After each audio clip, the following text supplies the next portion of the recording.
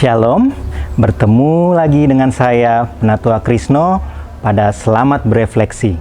Hari ini kita akan merefleksikan Ayub pasal 6 ayat 14-30 dengan tema kecewa. Bapak, Ibu, Saudara-saudari yang dikasihi Tuhan, kita sebagai manusia pasti ada saat-saat mengalami kecewa. Contohnya, ketika sebagai pedagang sudah tawar-menawar lama dengan pembeli, tetapi ujung-ujungnya nggak jadi.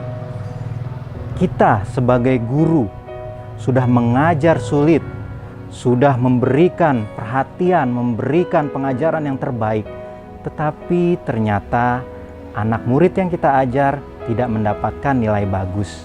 Atau kita sebagai orang tua sudah berupaya sekuat tenaga memberikan yang terbaik untuk anak kita, tetapi anak kita tidak menghargai pemberian itu.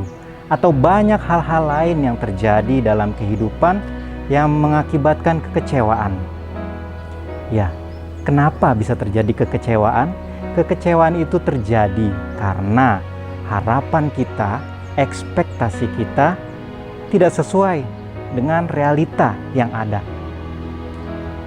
Biasanya kekecewaan itu justru datang juga dari orang-orang terdekat kita, dari orang tua kita, dari anak-anak, dari teman, dari sahabat, suami istri. Itu dapat menjadi kekecewaan yang lebih dalam dibandingkan dengan orang-orang yang tidak kita kenal. Nah, di pembacaan pada saat ini, Ayub mengalami suatu kemalangan.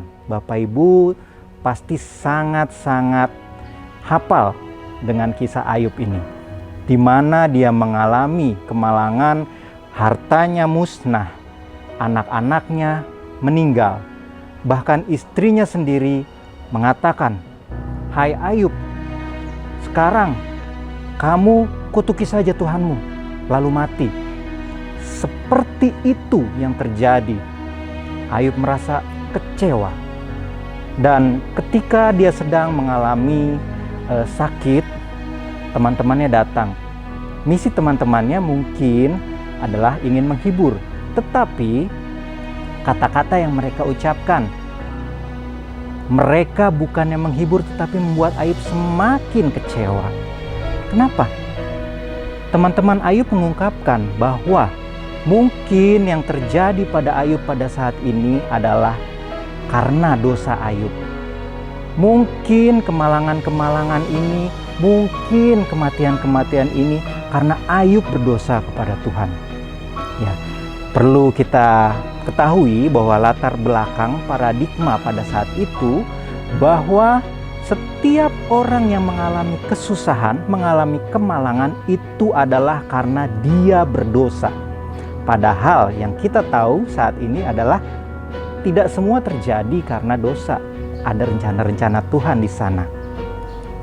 Ya, sahabat yang seharusnya menghibur justru memberikan beban baru dengan kata-katanya, memberikan kekecewaan dengan kata-katanya. Tetapi di sini nilai positif Ayub. Ayub tetap berpegang pada prinsipnya bahwa Tuhan adalah Tuhan yang menguatkan, Tuhan yang berkuasa bahkan terhadap dia. Ada ungkapan-ungkapan dari Ayub, tetapi di balik ungkapan-ungkapannya itu, di balik kesedihan, kekecewaan, kemarahan, ia tetap percaya pada nilai-nilai kejujuran dan dia menjauhi kecurangan. Ya, Bapak dan Ibu serta saudara sekalian, memang kalau kita dikecewakan itu sakit, itu tidak enak. Tetapi kita sebagai manusia harus sadar bahwa keinginan kita biasanya tinggi, dan keinginan itu kita sandarkan kepada manusia. Dan diingatkan pada saat ini, jangan menyandarkan keinginan, jangan menyandarkan harapan kepada manusia, tetapi kepada Tuhan saja. Yakin Tuhan pasti menolong jika kita hidup dengan benar. Pusatkan hati, pusatkan pikiran kita, pusatkan hidup kita hanya kepada Tuhan. Sekarang kita diajak nih, diberikan pilihan. Kita mau menjadi seperti Ayub, yang dengan sepenuh hati menaruh harapannya pada Tuhan, dan Tuhan yang akan memulihkan, atau menjadi seperti teman-teman Ayub yang bisa memberikan judgment atau penghakiman. Kamu begini karena salah, kamu begini karena dosa. Tetapi melupakan bahwa segala sesuatu terjadi itu karena ada Tuhan yang berkehendak, Tuhan yang mengatur semuanya. Ya, mari Bapak Ibu kita arahkan hati kita kepada Tuhan dan yakin Tuhan akan memulihkan kondisi kita. Kecewa, sakit, marah, sedih, semua akan kembali menjadi baik jika kita arahkan hati kita pada Tuhan. Percaya dan yakin bahwa janji Tuhan itu akan memulihkan kita. Bahkan seperti Ayub bisa berkali-kali lipat. Tetapi itu sesuai kehendak Tuhan, bukan sesuai kehendak kita.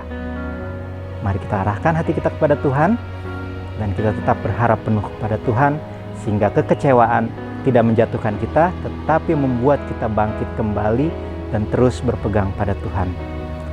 Amin.